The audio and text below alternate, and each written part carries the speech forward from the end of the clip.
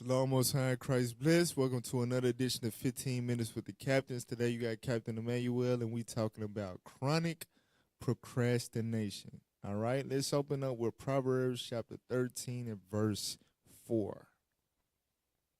Chronic procrastination. Yeah, this is going to cut a lot of us. It is what it is. Read what you got. Proverbs chapter 13, verse 4.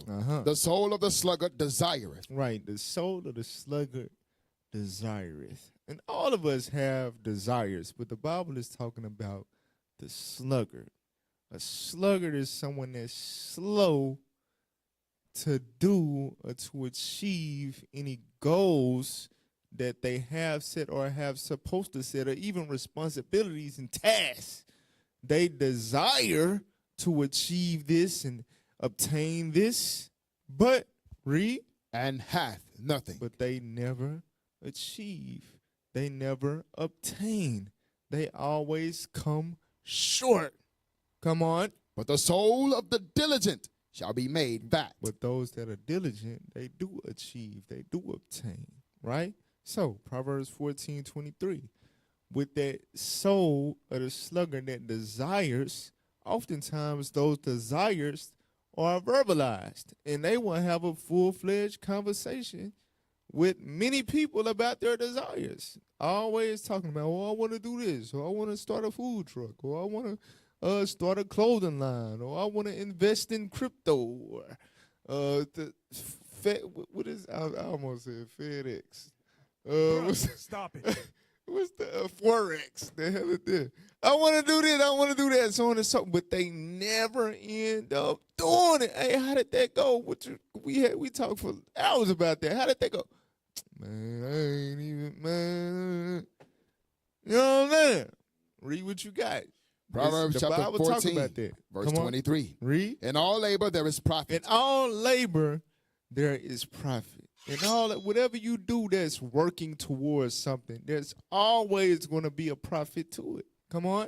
But the talk of the lips. But you just talking about it. Read. Tendeth only to penury. And penury is another word for poverty, meaning is lack. You don't obtain. You don't have.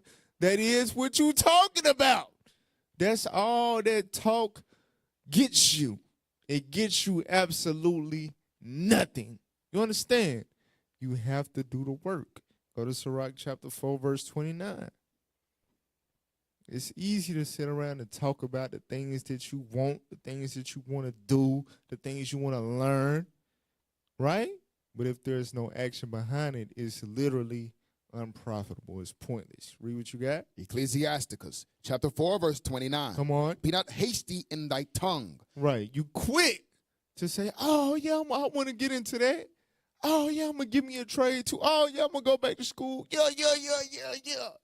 You better shut your black lips. Read. And in thy deeds. But in your deeds, when it's time to enroll, when it's time to save up and invest, when it's time to take that course, go ahead. Slack and remiss. Slack and remiss. Damn, I done missed the damn deadline of registration, man.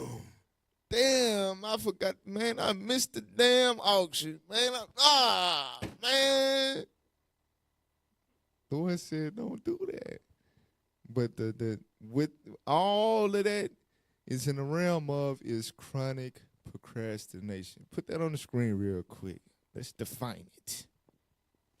Chronic procrastination is a persistent pattern of delaying tasks despite knowing that the delay will likely lead to negative consequences. Right, and it's going to say it as we read on, but everybody deals with procrastination to some extent, right? Some worse than others. It'll happen. It is what it is, right? But chronic procrastination is a pattern, meaning that's how you is. These are your tendencies. These are things that you tend to do. All right, take me off the screen. Read it again. Chronic procrastination is a persistent pattern of delaying tasks despite knowing that the delay will likely lead to negative consequences. You already know that it's going to lead to poverty, to penury, to nothing, to lack. You know that. Go ahead. Stress, missed opportunities, damaged confidence, or poorer outcomes. You know this because you done been through it too many times. Read. Unlike occasional procrastination, which everyone experiences, Watch this. chronic procrastination becomes a default behavioral style. That becomes you, who you are. Go to the next one. Come on. Brother, two cut. God damn. All right, Reeves. Key characteristics. Task avoidance becomes habitual, not occasional. Damn. Short-term relief outweighs long-term goals in decision-making. Follow-through is consistently difficult, even when the person genuinely wants to change. Damn. The delay is often emotional, not logical. Tasks are postponed because of discomfort, not because they aren't important. Damn. Ooh-wee. Go to the next one. Finna break this junk down. Come on. Why it happens. So that's what we always got. We always must get to the why. Why is this happening? Why are you like this? Why am I like this? Come on. Common underlying drivers. Chronic procrastination isn't laziness. Well, according to the Bible, it is. All right, but come on. It's usually rooted in psychological or emotional processes such as... Well, that's the thing. It's deeper than you just, Bruno Mars. Today, I don't feel like doing anything. It's deeper than that. It's a psychological defect within you. All right? And these are the characteristics thereof. Come on. Emotional avoidance. Avoiding tasks that trigger anxiety, boredom, self-doubt, or perfectionism. Perfectionism. Fear of making mistakes or producing something not good enough. Which is really just excuses. So those two are pretty much grouped together. As you see, perfectionism is an element of emotional avoidance. That's just your fancy of avoiding the doing of something, right? Oh, I didn't want to mess up. Go ahead. Overwhelm. Difficulty breaking tasks into manageable steps. Oh, it's too much. Come on. Executive function challenges. Difficulty initiating tasks, organizing, prioritizing, or sustaining attention. I tried. I was trying. I just. Go ahead. Immediate gratification bias. The brain favors short-term reward over long-term benefit. I mean, but I was finna do it, but it was gonna take 18 months. Like, dang, 18. Like, I need some right now. So we gonna break this down. All right? Emotional avoidance or perfectionism. Give me Matthew 25:24. Let's see what the Lord said to the perfectionist.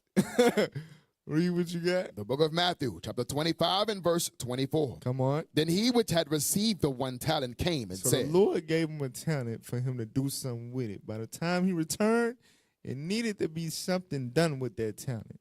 Go ahead. Lord, I knew thee that thou art an hard man. I knew you was a hard man. So what is he doing? He coming with emotions. I felt like, you hard, like you austere, you know what I'm saying? You don't play.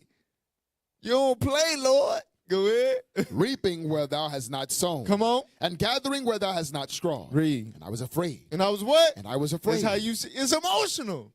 I was scared. I was afraid. Read. And went and hid thy talent in the earth. Lo, there thou hast that is thine. Right. I ain't want to mess it up. I ain't want to make a mistake. I ain't want to ruin the talent. So I made sure I hid it so that nothing happened to it. That's perfectionism. But it's really emotional avoidance. I was afraid. Come on. His Lord answered and said unto him, thou wicked and slothful servant. The Lord don't give a damn about your emotions. The Lord don't give a damn about your perfectionism. The hell, you wicked and you slothful. Come on. Thou knewest that I reap where I sowed not. Come on. And gather where I have not strawed. Thou oughtest therefore to have put my money to the exchangers. And then at my coming, I should have received mine own with usury. Right. So if you was afraid of how hard I am for real, you would have at least put my money somewhere, or my talent somewhere where it would have built interest. You understand? You want to just let it sit under a rock. Come on. Take therefore the talent from him, and give it unto him which hath 10 talents. So that talent was taken away from him. And that could be you. All right? If you keep playing with chronic procrastination. From there, let's deal with overwhelmed. Go to Exodus 18 and 17. It just be too much. I mean, I got a lot on my plate. But your plate, like if your plate always full, that means you ain't eating. Like, damn, they eat. Like, what the hell? You anorexic? That's why your plate full. Eat it. The hell wrong with you? Exodus 18, 17.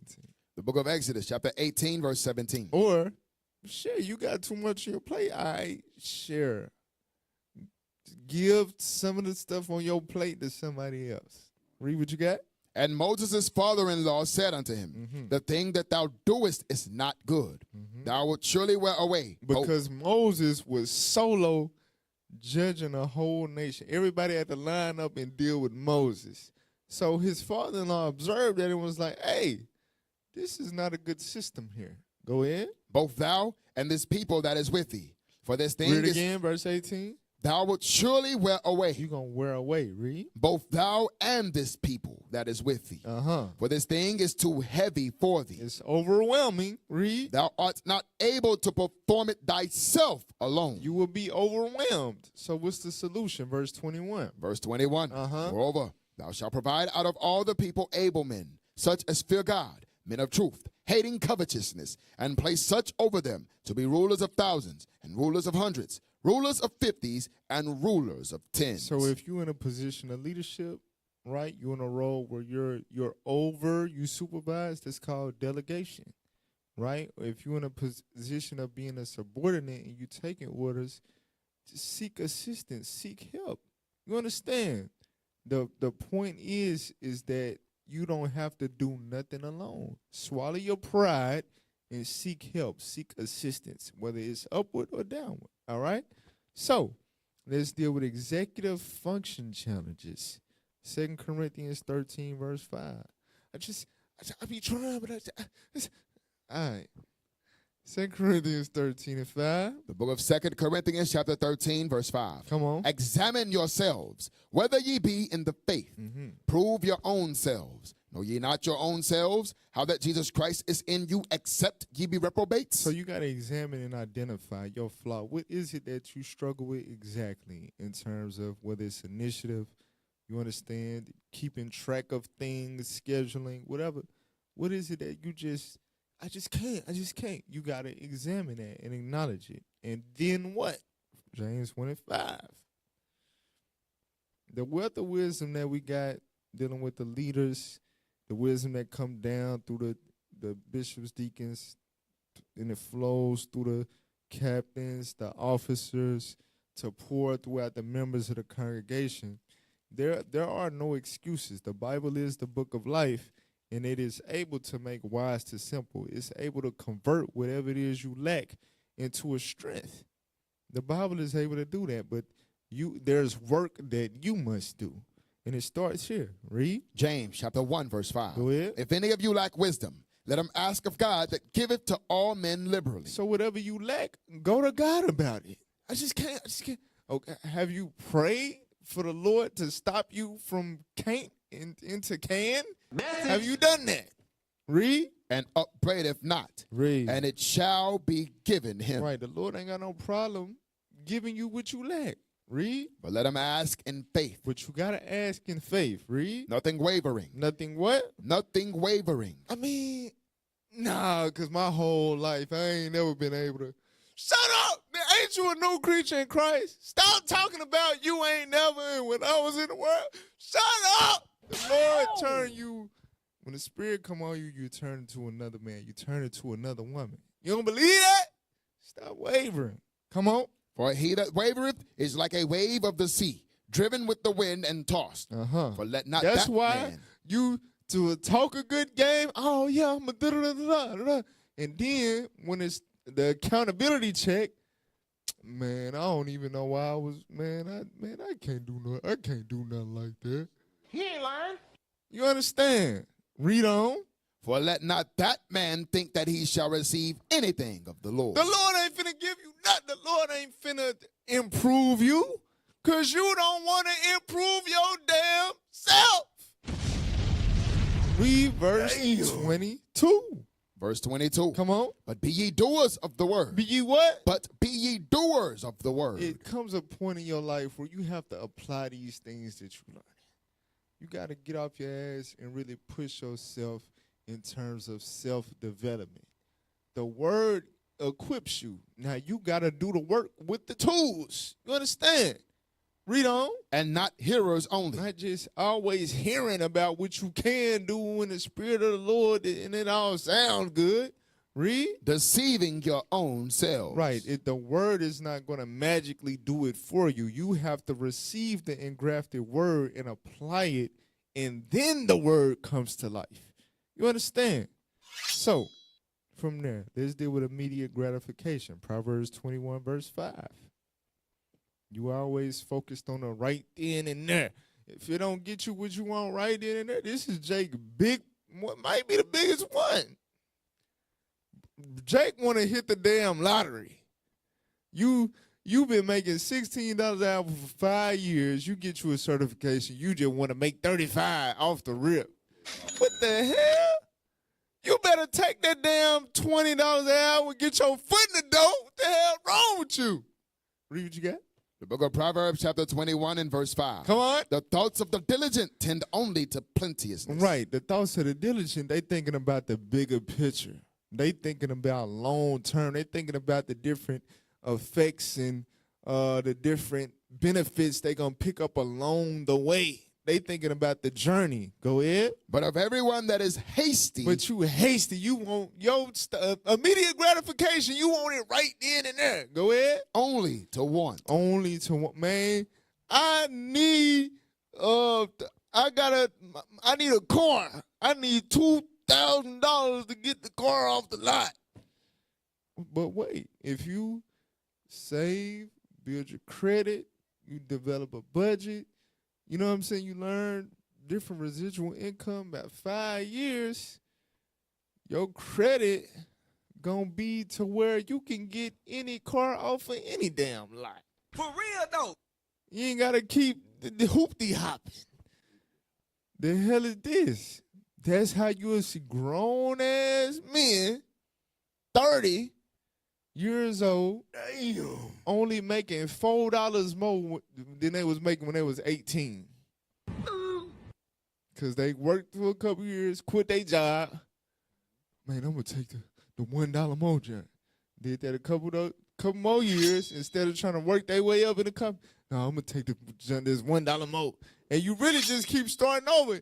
With inflation, you're really going backwards. The hell is this? We got to stop doing that. We got to stop being like that. And we got to be long-term, career-driven.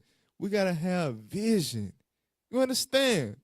Because we don't have vision, we have chronic procrastination. We be playing games. All right? Just 2 more scriptures. Proverbs 24, verse 30. The book of Proverbs, chapter 24 and verse 30. Come on. I went by the field of the slothful, and by the vineyard of the man void of understanding.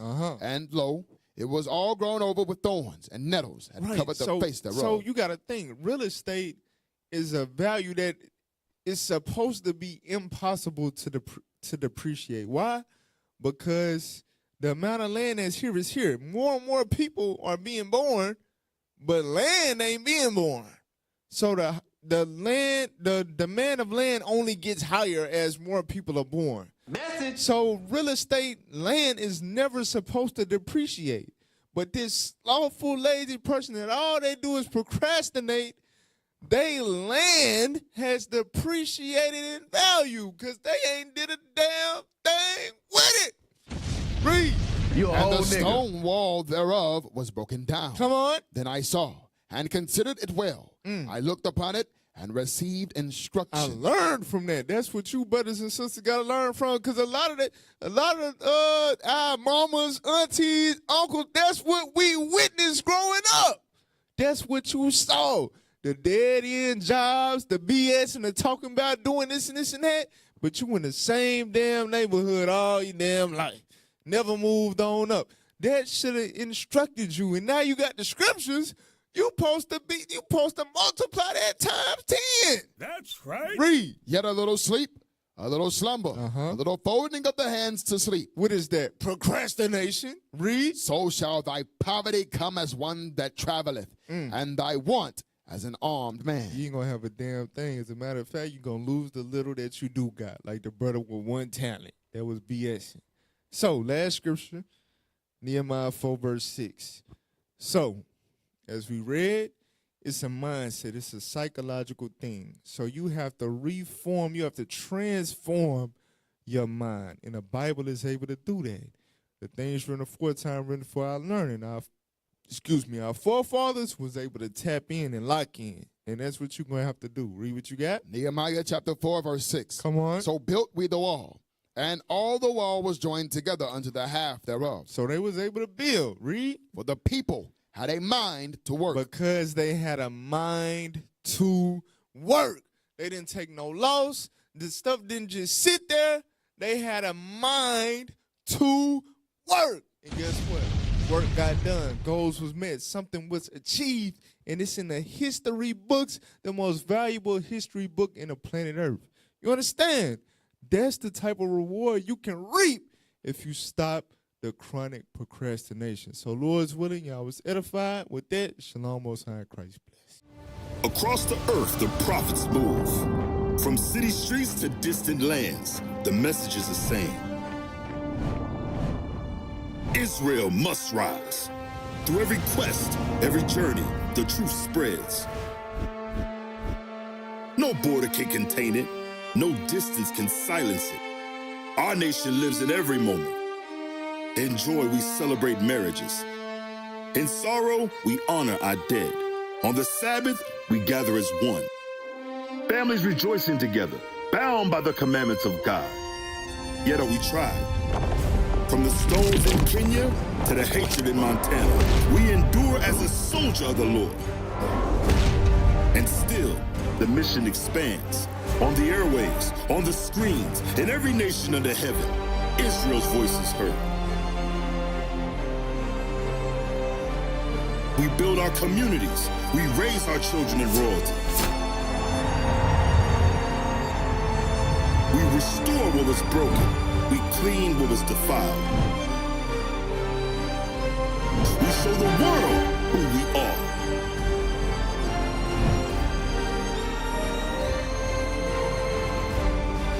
This is Israel united in Christ.